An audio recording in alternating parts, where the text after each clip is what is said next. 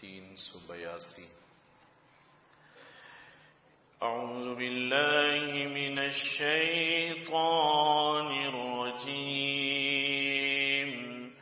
بسم اللہ الرحمن الرحیم وَإِذْ قُلْنَا لَكَ إِنَّ رَبَّكَ أَحَاطَ بِالنَّاسِ وَمَا جَعَلْنَا الرُّؤْيَا الَّتِي أَرَيْنَاكَ إِلَّا فِتْنَةً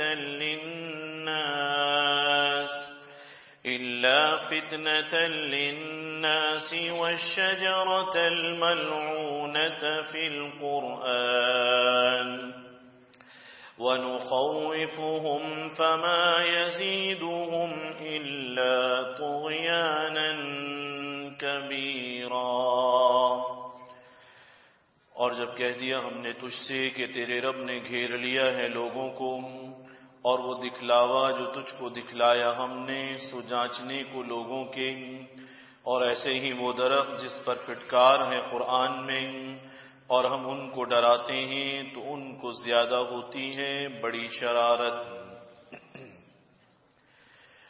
ان آیات مبارکہ میں اللہ رب العزت نے مشرکین کی جانب سے طلب کی جانے والی فرمائشی نشانیوں سے متعلق جواب کو بیان فرمایا ہے۔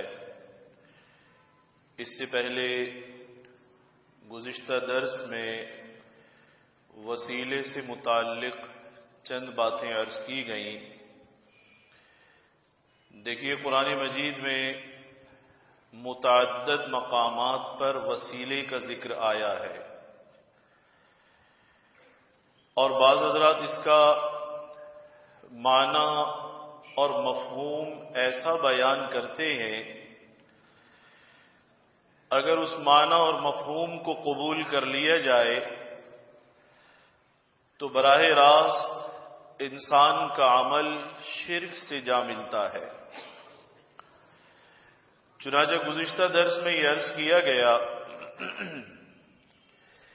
وسیلے کے یہ معنی سمجھنا کہ اللہ تعالی کے جو مقرب بندے ہیں اگر ہم ان کا نام نہ لیں تو اللہ ہماری دعا کو سن ہی نہیں سکتے، اور اگر ان کا نام لیں گے تو اللہ تعالی تک ہماری بات پہنچے گی، نام نہ لیا تو بات نہیں پہنچے گی۔ یہ وسیلے کا مفہوم غلط ہے۔ اور بعض حضرات یہ خیال کرتے ہیں کہ جو اللہ کے مقرب بندے ہیں، نبی ہیں یا ولی ہیں یا صحابی ہیں یا قطب اور غوث اور ابدال ہیں، تو یہ مقربین بارگاہ شاید اس مقام پر فائز ہیں کہ براہ راست اللہ سے مانگنے کے بجائے ان سے بھی مانگا جا سکتا ہے۔ یہ مفہوم بھی وسیلے کا بالکل غلط ہے۔ اسی لیے قرآن و سنت میں کوئی ایک مقام بھی ایسا نہیں ہے جہاں سے اس بات کو ثابت کیا جا سکے کہ اللہ تعالیٰ نے یہ فرما دیا ہو کہ میرا کام دینا ہے لیکن میں نے یہ ڈیوٹی ان کے حوالے کر دی ہے، لہذا اب تم میرے در کو چھوڑ دو اور ان کی طرف چلے جاؤ۔ اللہ تعالیٰ تو سخت ناراض ہوتے ہیں۔ اگر بندہ اللہ سے مانگے تو اللہ تعالیٰ خوش ہوتے ہیں۔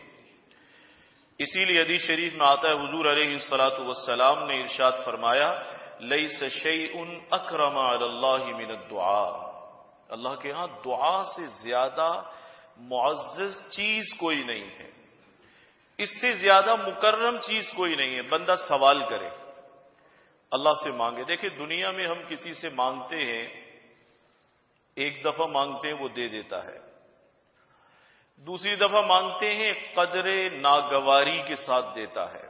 اس لیے کہتے ہیں دنیا میں مانگنا اچھا نہیں ہے۔ اللہ تعالیٰ لوگوں کے آگے دستے سوال دراز ہونے کی نوبت سے بچائے۔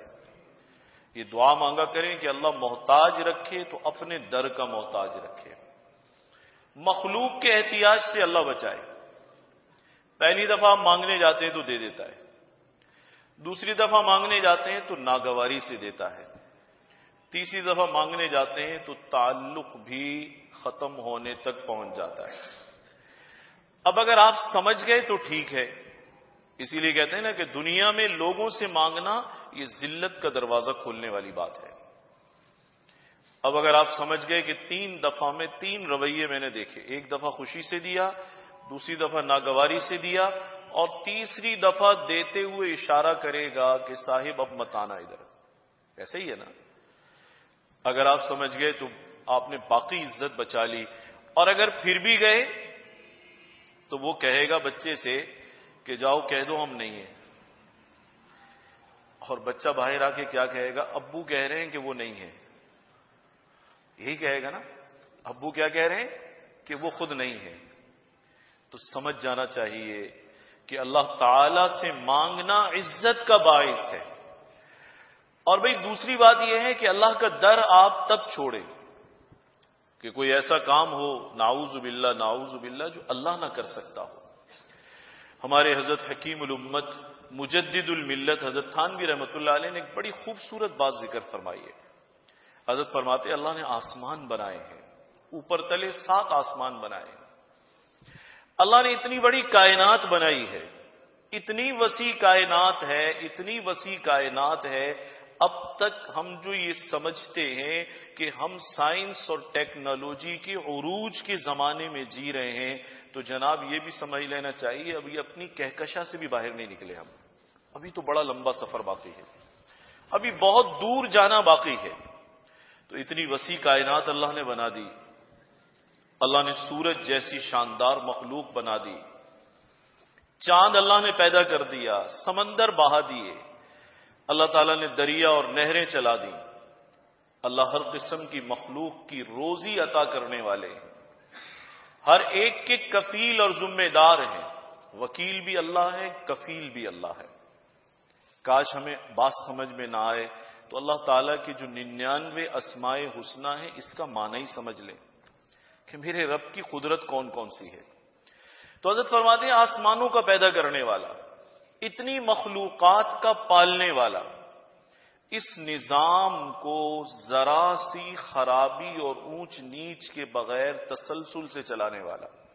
ارے ہم سے ایک شہر تو چلتا نہیں، ہم سے ایک بلدیہ تو چلتی نہیں، ایک ملک اور صوبہ ہم سے سنبھلتا نہیں، تو ظاہر ہم ناقص ہیں، ہماری مینجمنٹ ناقص ہے، ہمارا انتظام ناقص ہے، اس لیے سوچ بھی ناقص ہے۔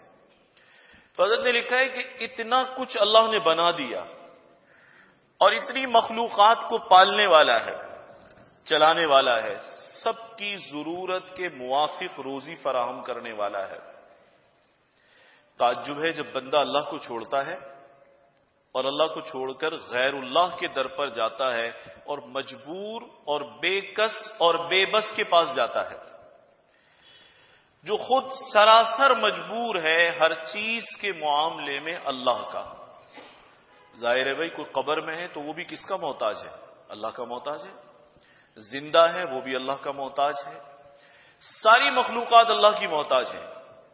تو حضرت نے لکھا ہے کہ اس غیر اللہ کے در پر جانے والے سے ایک سوال پوچھنا چاہیے، بڑا وزنی سوال ہے، بھاری سوال ہے، سوال بھی ہے اور جواب بھی ہے۔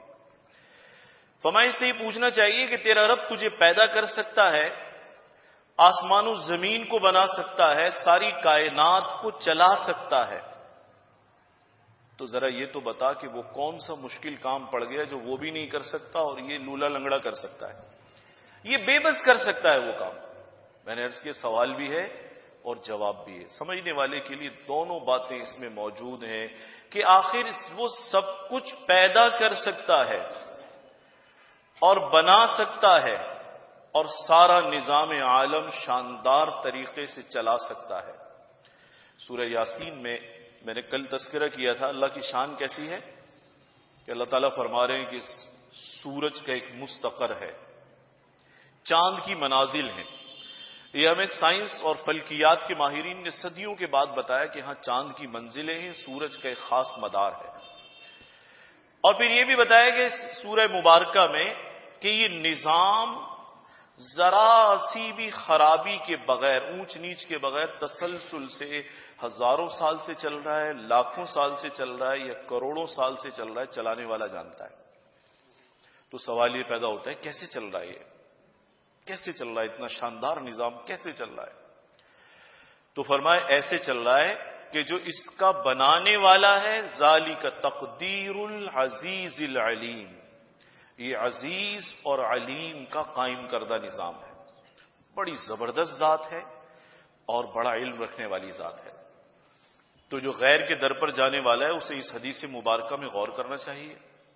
حضور فرما رہے لیس شیء اکرم علی اللہ من الدعاء، اللہ کے ہاں دعا سے زیادہ عزت والی چیز ہی کوئی نہیں ہے۔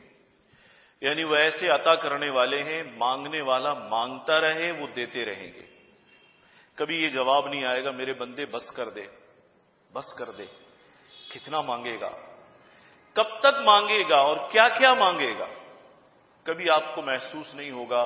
ہم زندگی میں اللہ سے لاکھوں نہیں کروڑوں سوال کرتے ہیں، بھائی روزانہ دعا مانگتے ہیں یا نہیں مانگتے؟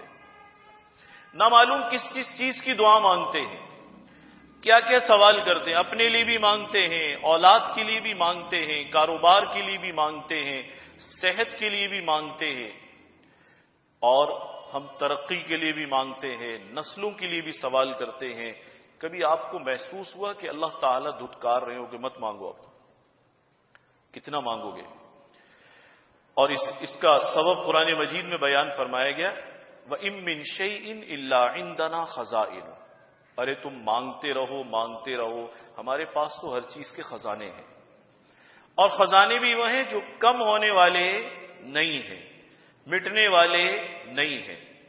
یہ جو قرآن مجید کی ایک آیت بھی ہے، اور یہ دو اسماء حسنہ اللہ تعالیٰ کے بسم اللہ میں بھی آتے ہیں، تسمیہ میں بھی آتے ہیں۔ وہ کون سے دو اسماء حسنہ ہیں؟ الرحمن اور الرحیم۔ الرحمن کے معنی ہم بچپن سے ایک سنتے اور بولتے آئے ہیں، اور ایک معنی الرحیم کے ہیں جو ہم بچپن سے بولتے اور سنتے آ رہے ہیں۔ الرحمن کے معنی ہم کرتے ہیں بڑا مہربان، اور الرحیم کے معنی کرتے ہیں نہایت رحم والا۔ یہ گویا کہ ہمارے ہاں کے چھوٹے سے چھوٹے بچے کو بھی رٹا ہوا ہوتا ہے۔ رحمان کے معنی بڑا مہربان، اور رحیم کے معنی نہایت رحم والا، ایک جیسے معنی ہم کرتے ہیں اس کے، لیکن بعض حضرات نے اس کے عجیب معنی بیان کیے۔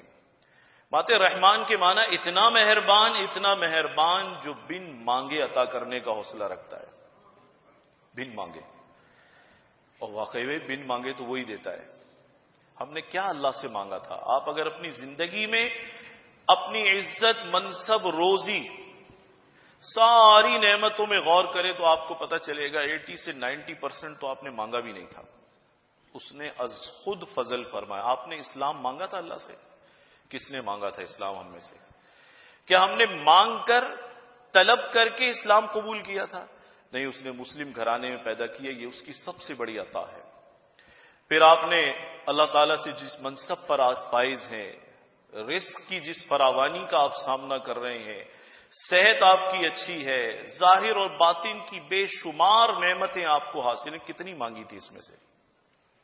تو پتہ ہی چلے گا کہ ہم نے اکثر مانگی نہیں ہے، بلکہ اکثر و بیشتر تو بن مانگے مل رہی ہے۔ تو فرماتے ہیں رحمان کے معنی جو بن مانگے عطا کرنے والا ہے، بن مانگے عطا کرنے والا ہے، اور رحیم کے معنی بڑے خوبصورت ہے۔ ہم تو یہ کہتے ہیں نہایت رحم والا، یہ ہمارا رٹا کلچر ہے، کہتے ہیں نہایت رحم والا۔ تو اس کے معنی انہوں نے کیے ہیں کہ ایسا عطا کرنے والا ہے کہ اگر اس سے نہ مانگے تو اس پر بھی ناراض ہو جائے کہ تم نے مجھ سے کیوں نہیں مانگا۔ سارا قرآن بھرا پڑا اس بات سے۔ کوئی کہے گا ہمیں تو قرآن مجید سے نہیں پتہ چل رہا کہ اگر نہ مانگے تو ناراض ہو جائے۔ یہ شرک کی جو مذمت ہے یہی تو بتاتی ہے نا، شرک سے جو روکا جا رہا ہے کہ تم دوسرے کے در پر مت جاؤ، تو اس کا مطلب کیا ہے کہ اللہ تمہیں خود پکار رہے ہیں، میرے بندے کیا چاہیے، در تو میرا کھلا ہوا ہے، تم یہاں کیوں نہیں آتے، مجھ سے کیوں نہیں مانگتے، مجھ سے کیوں نہیں طلب کرتے۔ اب یہ جتنی شرک کی مذمت ہے، دراصل اپنے در پر بندے کو بلانے کی دعوت اس میں مضمر ہے کہ تم کہیں اور مت جاؤ، کسی کے در پر تمہیں جانے کی ضرورت نہیں ہے، خوار ہونے کی ضرورت نہیں، تمہارا رب خود چاہتا ہے کہ تم اس سے مانگو۔ اور دیکھیے میں نے ابھی عرض کیا، دنیا میں ہم مانگتے ہیں تو ہم ملتا بھی نہیں ہے اور خوار بھی ہو جاتے ہیں، رسوا ہو جاتے ہیں نا دنیا میں مانگنے سے، ذلیل ہو جاتے ہیں، خوار ہو جاتے ہیں۔ لیکن علماء نے لکھا ہے اللہ تعالیٰ سے مانگنے میں ایک عجیب انعام ہے۔ ایک تو وہ چیز ہے جو مانگ رہا ہے، یا اللہ مجھے روزی دے دے، یہ تو چھوٹی چیز ہے، اولاد دے دے چھوٹی چیز ہے، یا اللہ مکان بڑا دے دے، یہ بھی چھوٹی چیز ہے، گاڑی دے دے، گھر دے دے، کاروبار دے دے، عزت اور صحت دے دے، یہ ساری چھوٹی چیزیں ہیں جس کا انتخاب بندہ کرتا ہے دعا میں۔ اور ہمارے بزرگوں نے لکھا ہے، علماء اور محدثین نے ایک بڑی نفیس بات ذکر کی ہے، وہ فرماتے ہیں یہ جو مانگ رہا ہے یہ تو اس کو مل جائے گا انشاءاللہ، دیر سویر اسے ملے گا، لیکن ایک عجیب بات ہے، جب بھی دعا مانگتا ہے تو مانگنے کے ساتھ اسے اللہ کا قرب بھی ملتا ہے، کہ جو چیز مانگی تھی یہ اس سے بڑی چیز مفت میں مل رہی ہے۔ قرب تو مانگا بھی نہیں تھا اللہ سے، اس نے تو خالی گاڑی مانگی تھی، صحت مانگی تھی، گھر مانگا تھا، روزگار مانگا تھا، ملازمت پر نہیں ہے، جاب لے سے تو اس نے جاب مانگتا رہا، صبح شام یا اللہ روزگار دے دے، ملازمت مل جائے، ملازمت مل جائے، کبھی بھولے سے بھی نکلا تھا یا اللہ تیرا قرب مل جائے۔ لیکن علماء نے لکھا ہے اللہ کے ہاں یہ مانگنا اتنا پسندیدہ ہے، اتنا پسندیدہ ہے کہ وہ جو چیز مانگ رہا ہے وہ چھوٹی ہے اور قرب کی دولت بہت بڑی ہے، دعا کی برکت سے اللہ تعالیٰ یہ بڑی دولت اسے مفت میں عطا فرماتے ہیں۔ دنیا قریب نہیں کرتی، مانگنے والے کو دھکے لگاتی ہے۔ دیکھیں خالق میں اور مخلوق میں فرق ہے نا، دنیا مانگنے والے کو کبھی قریب نہیں کرے گی، کہے گی صاحب دور ہو جاؤ۔ پتا ہوگا بھئی ایک آدمی قرض مانگتا ہے تو ایسے حالات بھی دیکھیں، دکاندار سیٹ چھوڑ کر کہیں چلا جائے گا، کہے گا بھئی وہ دیکھو وہ ادھار مانگنے آ رہا ہے، اور ملازم سے کہے گا اسے ادھار سودا مت دینا۔ یعنی دنیا کا دستور دور کرنے کا ہے مانگنے کی صورت میں، اور اللہ تعالی کا دستور قرب عطا کرنے کا ہے مانگنے کی صورت میں۔ یہ حوصلے صرف پروردگار کے، یہ حوصلے کسی کے نہیں ہے۔ اسی لیے علماء نے لکھا اللہ کا در چھوڑ کر ادھر ادھر جانے کی کیا ضرورت ہے۔ تو میں عرض کر رہا تھا ایک طبقہ وسیلے کا یہ معنی کرتا ہے کہ اللہ کو چھوڑ کر غیر اللہ سے مانگنا شروع کر دو۔ اب وہ اس بحث کو کہاں لے جاتے ہیں، کہتے ہیں حقیقت میں تو اللہ دیتا ہے، مجازن یہ بھی دے دیتے۔ اس کی مثالیں یہ دیتے ہیں کہ فلاں موقع پر فلاں ہستی نے کسی کی مدد کر دی، حالانکہ وہ بھی جانتے ہیں کہ یہ مدد اس نے از خود نہیں کی، اپنے اختیار سے نہیں کی، اپنی قوت سے نہیں کی، بلکہ اللہ کا ایک کارندہ ہونے کی صورت میں کی ہے۔ آپ اس کو ایک مثال سے سمجھ لیجئے، غزوہ بدر میں قرآن مجید سے بھی پتہ چلتا ہے لقد نصرکم اللہ ببدر، اللہ نے بدر میں تمہاری مدد کی ہے۔ یہ بھی قرآن نے بتایا کہ اللہ تعالیٰ نے 3000 یا 5000 فرشتوں سے تمہاری مدد کی ہے، آتا ہے نا قرآن مجید میں۔ تو سوال یہ ہے کہ اللہ تعالیٰ اس کا مطلب ہے مخلوق کے ذریعے بھی مدد فرماتے ہیں، مخلوق کے ذریعے مدد پر یہ تو پتہ چلا کہ اللہ کسی سے بھی کوئی کام لے سکتے ہیں۔ چنانچہ جبریل امین کا آنا ثابت ہے غزوہ بدر میں، ان کا لڑنا بھی ثابت ہے، تلوار چلانا بھی ثابت ہے، مدد کرنا بھی ثابت ہے۔ تو اب کیا حضور علیہ الصلاۃ والسلام نے بدر کے بعد صحابہ اکرام کو یا امت کو یہ فرمایا تھا کہ آئندہ اس کے بجائے جبریل سے مانگنا؟ کہا کبھی بھی نہیں آیا، بلکہ اللہ کا تعلق زیادہ بڑھ گیا کہ اللہ تعالی ہماری مدد کے لیے جبریل کو بھی بھیج سکتے ہیں، میکائیل کو بھی بھیج سکتے ہیں، اسرافیل اور اسرائیل کو بھی بھیج سکتے ہیں، اللہ فرشتوں کی اوپر تلے جماعتیں اور صفیں بھی بھیج سکتے ہیں۔ ارے بھائی اس چیز کے بعد تو تعلق جبریل سے نہیں بڑھا، رب جبریل سے بڑھنا چاہیے۔ اب اگر کوئی کہے کہ بھائی ہم نے تو دیکھا تھا جبریل مدد کر رہے تھے، تو وہاں سے ہٹ کے کدھر چلو، جبریل کی طرف چلو۔ عقل کہاں چلی گئی، سمجھ کہاں چلی گئی؟ یہ جبریل اللہ کا کارندہ ہے، اللہ تعالیٰ جہاں بھیجیں گے وہاں جائے گا، از خود جائے گا نہیں۔ اللہ اگر چاہیں گے تو بدر میں جائے گا، اللہ اگر نہیں چاہیں گے تو کربلا میں نہیں جائے گا۔ آ رہی ہے سمجھ بات؟ تو لوگ کہتے ہیں کہ نہیں بھئی اس نے مدد کی تھی لہذا اسی سے مانگو۔ اب اس نے مدد کی تھی لیکن اللہ تعالی کی منشا سے کی تھی، مرضی سے کی تھی، اور اگر اللہ کا منشا نہ ہو تو جبریل اپنا پر بھی نہیں کھول سکتے، پتا بھی نہیں ہل سکتا۔ ایمان تو یہ ہونا چاہیے۔ تو کیا حضور علیہ الصلوۃ والسلام نے کہیں فرمایا کہ بھئی جبریل نے کل تو مدد کی تھی، آئندہ اسی سے مانگنا؟ ایسا کہیں بھی وارد نہیں ہوا، کہیں بھی نہیں کہا گیا، بلکہ اہل ایمان کا ایمانی تعلق اللہ سے بڑھ گیا کہ ہمارا رب کتنا مہربان ہے، ہماری خاطر اس نے قطار اندر قطار فرشتے نازل کر دیے۔ تعلق تو اللہ سے بڑھنا چاہیے تھا نا۔ ایسے ہی ہمارے اکابرین نے لکھا ہے اللہ تعالیٰ جب مدد فرماتے ہیں تو بعض مرتبہ اللہ کے جنود ہیں، لشکر ہیں، کسی انسانی شکل میں کسی فرشتے کو بھیج سکتے ہیں، انسانی شکل میں اللہ تعالیٰ بھیج سکتے۔ اور حضرت تھانوی رحمۃ اللہ علیہ کی تحقیق یہ ہے، عام طور پر جب انسانوں کی مدد کی جاتی ہے تو ملائکہ انسانی شکل میں آتے ہیں تاکہ ان سے وحشت نہ ہو، انسیت ہو۔ لیکن انسانوں نے اس چیز سے بھی یہ راستہ بنا لیا، کہا کہ نہیں، ہم نے تو دیکھا فلاں صاحب یا فلاں بزرگ آئے تھے اور انہوں نے مدد کر دی تھی۔ ارے بھائی، تمہیں یہ تو نظر آیا کہ وہ آئے تھے، اور یہ نظر نہ آیا تھا کس نے بھیجا تھا؟ بھیجا تو اللہ نے تھا۔ تو اس حقیقت اور مجاز کی بحث میں الجھا کر ایمان کا تو کر دیا تیا پانچا۔ اب یہ بحث اتنی بڑھ گئی ہے ہمارے یہاں سوشل میڈیا پر کہ جو اس چیز میں لگے تھے اب دست و گریباں ہیں آپس میں۔ پریشان کن صورتحال ہے، بہت اتنی پریشان کن صورتحال ہے کہ اب سننے والا کہتا ہے اس کی مانوں یا اس کی مانوں۔ میں تو ایک آسان بات عرض کرتا ہوں، آپ حقیقت اور مجاز کے چکر میں نہ پڑیں، صرف حقیقت کے پیچھے لگے رہیں بس۔ جو حقیقت کے پیچھے لگے گا انشاءاللہ ثم انشاءاللہ کبھی گمراہ نہیں ہوگا، منزل کھوٹی بھی نہیں کرے گا وہ۔ اور ایک بات یاد رکھیں، اللہ نے سب سے زیادہ معزز حصہ اس چہرے کو بنایا ہے، اور اس سارے وجود میں چہرہ اور چہرے میں یہ جبین نیاز، یہ سر اور پیشانی، یہ سب سے زیادہ عزت والا عضو ہے، اور اللہ نے یہ حصہ صرف اپنے آگے جھکنے کے لیے بنایا ہے۔ اب ہم کبھی کسی کی چوکھٹ پر، کبھی کسی کے دروازے پر، کبھی کسی پیر صاحب کے جوتے پر، آپ یقین جانیں کبھی کبھی میں دیکھتا ہوں کہ پیر صاحب کا ادب کر رہے ہیں، اور ایسے ادب کر رہے ہیں کہ باقاعدہ جیسے نماز کا سجدہ کیا جاتا ہے ایسے سجدہ کر رہے ہیں۔ تو واقعی وہ بات یاد آتی ہے کہ جو شرک میں پڑ جائے اللہ تعالیٰ اس کا نور عقل سلب فرما لیتے ہیں۔ جوتے میں سجدہ کر رہے ہو اس کے؟ ہمارے نبی نے تو یہ بھی پسند نہیں فرمایا کہ جب میں مجلس میں آؤں تو تم ایسے کھڑے ہو جاؤ جیسے اجمی لوگ اپنے بادشاہوں کے لیے کھڑے ہوتے ہیں۔ حضور نے تو یہ بھی پسند نہیں فرمایا۔ تو بس یہ خیال کریں کہ یہ جبین نیاز کس کے لیے ہے؟ اللہ کے آگے جھکنے کے لیے، اللہ کے غیر کے آگے جھکنے کے لیے۔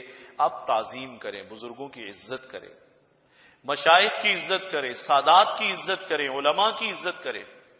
ادب ہمارے دین کا خاصہ ہے، بے ادبی کی اجازت نہیں ہے۔ حتیٰ کہ یہ بھی حکم ہے کسی دوسری قوم کا، کفار میں سے بھی اگر کوئی بڑا آئے تو اس کا بھی احترام کرے۔ حضور علیہ الصلوۃ والسلام نے احترام فرمایا، کسی قوم کا بڑا آیا، سفیر آئے تو آپ نے ان کے ساتھ ایسا رویہ اختیار نہیں کیا جس سے ہتک ظاہر ہو۔ یہ بتایا کہ ہم ادب کرنے والے لوگ ہیں، ہم عزت دینے والے لوگ ہیں، جو چیز پاس ہوگی وہی دیں گے نا۔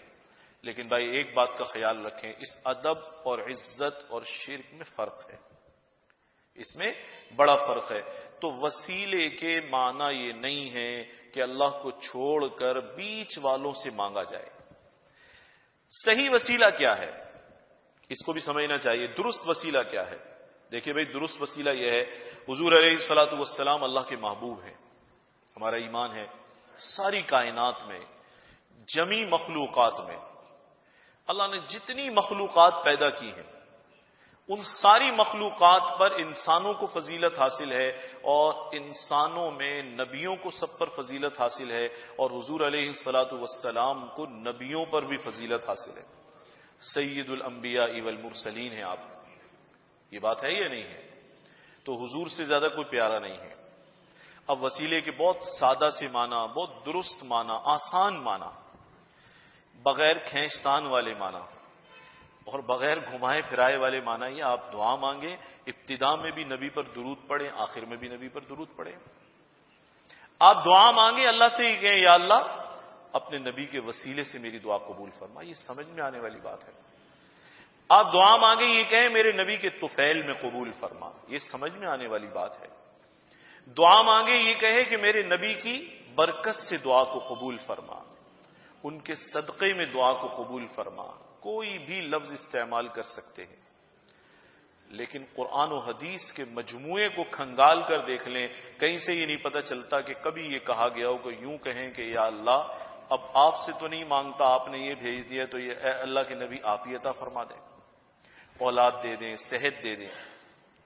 اسی طرح آپ اولیاء اللہ کا ذکر کر سکتے ہیں، صحابہ کا ذکر کر سکتے ہیں۔ حضرت عمر رضی اللہ تعالیٰ عنہ بارش نہیں ہوتی تھی، حضرت عباس کے وسیلے سے دعا مانگتے تھے، مانتے تھے زندگی میں حضور کے وسیلے سے دعا مانگتے تھے۔ اب ان کے چچا ہمارے لیے بابرکت ہیں، ان کا دعا میں نام ذکر کرتے تھے، لیکن مانگتے کس سے تھے؟ اللہ سے۔ اتنی واضح بات ہے، تعجب کی بات یہ بعض لوگ اس وسیلے کو بھی کہاں سے اٹھا کر کہاں لے گئے، کدھر پہنچا دیا، یعنی وہ معنی ہمارے ذہنوں میں داخل کر دیا گیا جو مشرکین مکہ جس انداز سے بتوں کے بارے میں عقیدہ رکھتے تھے، کم از کم ہمیں وہاں لے جا کر کھڑا کر دیا۔ وسیلے کے اندر یہ بھی داخل ہے، اگر کوئی عمل صالح خالص اللہ کے لیے کیا ہے، کسی شخصیت کا نام لے یہ بھی وسیلہ ٹھیک ہے، حضور کا نام لے، آل رسول کا نام لے، جو پاکیزہ آل ہے ان کا نام لیں، صحابہ اکرام کا نام لیں، اولیاء اللہ کا نام لیں، ائمہ اعظام کا نام لیں، جو آپ کے اکابر ہیں، مشائخ ہیں، ان کا ذکر کر دیں۔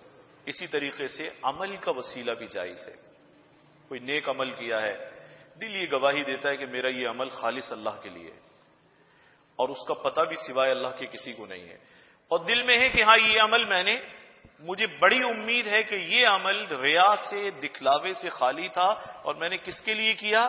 اللہ کے لیے کیا، تو اس عمل کو بھی پیش کر سکتا اللہ کی بارگاہ میں، یا اللہ اگر میرا یہ چھوٹا سا عمل تجھے پسند آیا تو تو اس عمل کو قبول فرما اور اپنی رحمت مبذول فرما، اس عمل کو قبول فرما اور اپنی رحمت مبذول فرما دے۔ جیسے بنی اسرائیل کا قصہ آپ نے سنا ہوا ہے، وہ 3 آدمی بارش ہوئی، غار میں گئے تو اوپر سے چٹان گر گئی اور غار کا منہ بند ہو گیا، انہوں نے کہا بھائی اب تو اللہ ہی نکالے گا، اللہ ہی نکالے گا، تو اب کیوں نہ اللہ سے دعا مانگیں اور اپنا کوئی اچھا عمل بھی ذکر کریں کہ ہم نے تجھے راضی کرنے کے لیے عمل کیا تھا، تو اپنا فضل فرما دے، اپنا فضل فرما دے۔ ایک نے اپنا عمل ذکر کیا، تھوڑا سا کھل گیا، دوسرے نے اپنا عمل ذکر کیا، تھوڑا سا کھل گیا، تیسرے نے اپنا عمل ذکر کیا، اللہ سے دعا مانگی۔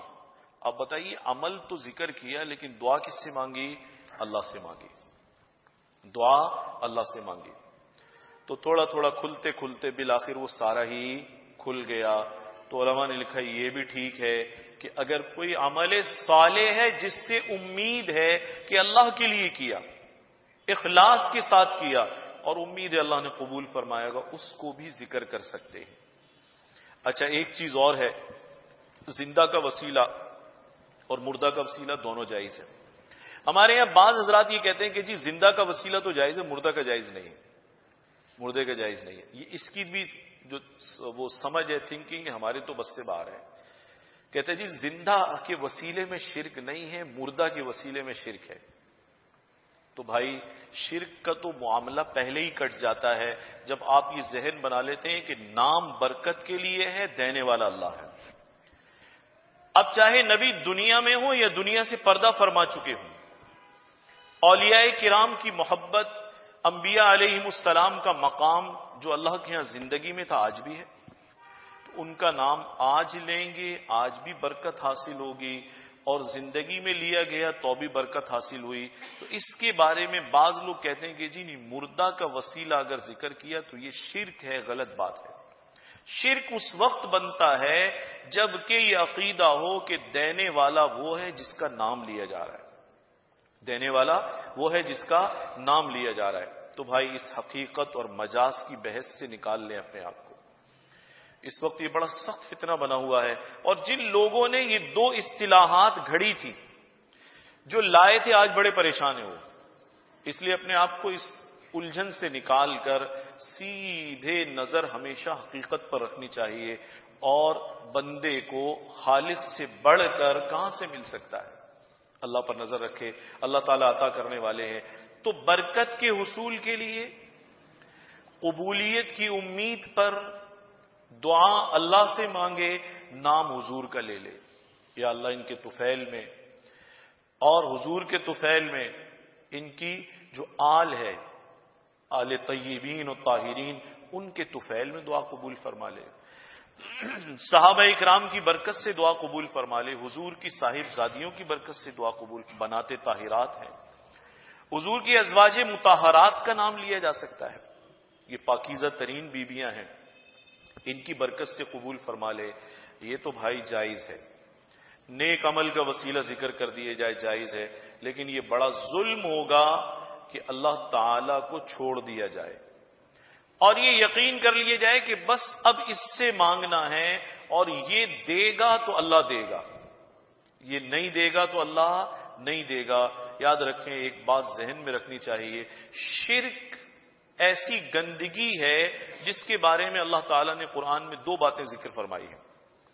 ایک تو فرمایا گیا ظلم عظیم، شرک کو کیا کہا گیا؟ یہ ظلم عظیم ہے، یعنی بندے کا اپنے خالق اور مالک کے ساتھ اس سے بڑا ظلم کوئی بھی نہیں ہو سکتا۔ ہو سکتا ہے اس سے بڑا ظلم؟ پیدا اس نے کیا، نعمتیں اس نے دی، ہر سانس اس کی عطا ہے، ہر سانس اس کی عطا ہے، اولاد اس نے دی اور کاروبار اس نے دیا، عزت، منصب، شہرت، شباب، صحت، ساری چیزیں اللہ نے دی۔ اور قرآن مجید میں آتا ہے کوئی ڈوب رہا ہو بچاتے ہم ہیں، اور جب وہ نکل جاتا ہے فلما نجاہم الی البر اذا هم یشرکون، اللہ نے شکوہ کیا بندوں سے، ڈوب رہا تھا تو ہم نے بچایا، باہر نکل کر کہتا ہے فلاں نے بچایا۔ کیا یہ پیغام سمجھنے کے لیے کافی نہیں ہے کہ پیدا کرنے والا ہم سے شکوہ کر رہا ہے کہ یہ تم کیا کرتے ہو؟ جب ڈوب رہے ہوتے ہو نجاہم الی البر، خشکی تک ہم پہنچاتے ہیں، اور باہر نکلتے ہی اذا هم یشرکون، وہ شرک شروع کر دیتے ہیں۔ تو بھائی سیدھی سیدھی بات ہے کہ مانگنا اللہ سے ہے، اور برکت کے لیے، طفیل کے لیے، صدقہ ذکر کرنے کے لیے، قبولیت کی امید بڑھانے کے لیے کسی کا نام لیا جا سکتا ہے۔ جتنے مقبولان بارگاہ ہیں، انبیاء ہیں، اولیاء ہیں، صحابہ ہیں، صلحاء ہیں، بنات طاہرات ہیں، حضور کی آل ہے، اکابر ہیں، مشائخ ہیں، اپنے اعمال صالحہ جو بالکل ریا کے جذبے سے خالی ہوں، قبولیت کا امکان ہو، اخلاص سے کیے گئے ہوں، اس کو بھی ذکر کیا جا سکتا ہے، لیکن عقیدہ یہ رہے کہ دینے والا اللہ ہے، دینے والا اللہ ہے۔ تو قرآن مجید میں فرمایا ایک تو ظلم عظیم ہے، ایک بات، اور دوسری بات فرمائی گئی ان اللہ لا یغفر ان یشرک بہ ویغفر ما دون ذلک لمن یشاء، اللہ ہر چیز کو بخش سکتے ہیں لیکن شرک کو اللہ نہیں بخشیں گے، شرک کو اللہ نہیں بخشیں گے۔ اس لیے بھائی جہاں شائبہ بھی ہو نا شرک کا، کوئی آپ سے ہی کہتا ہے کہ نہیں اس سے مانگ لو، مجاز ہے، چلو دیتا تو حقیقت میں وہی ہے، تو میں کبھی کبھی کہتا ہوں، بعض لوگ مجھے کلپ بھیجتے ہیں یا ویڈیو بھیجتے ہیں کہ ذرا یہ سنیے یہ صاحب کیا کہہ رہے ہیں، آپ یقین جانیں سن کر بڑی حیرت ہوتی ہے۔ وہ ایک ایک گھنٹہ مجمع کو الجھا رہا ہے کہ نہیں اللہ دیتا تو ہے لیکن مجازن یہ دیتے ہیں لہذا ان سے مانگو۔ ارے بھائی پھر ان کو حقیقت اور مجاز کا فرق بھی سمجھا دے کہ حقیقت میں دینے والے کا کیا مقام ہے، اور مجازن اگر کوئی دیتا ہے تو سراپا محتاج ہے۔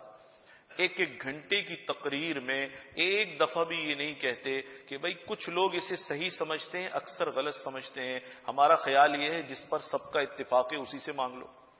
یہ سارا زور پھر وہیں لگاتے ہیں۔